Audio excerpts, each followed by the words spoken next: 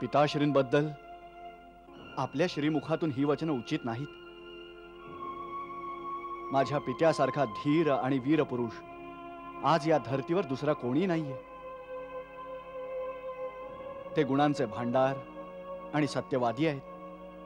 त्यांची कीर्ती आज तिन्ही लोकांमध्ये पसरली आहे.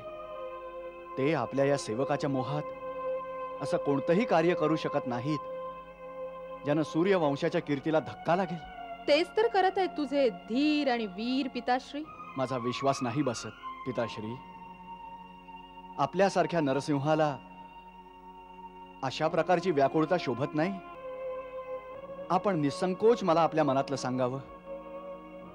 जर पुत्र म्हणून नाही तर मित्र म्हणूनच सांगावं. आपणच तर म्हणाला होतात, राम तू माझा मित्र आहेस. मी स्वतःचे प्राण देऊनही आपलं दुःख दूर करीन.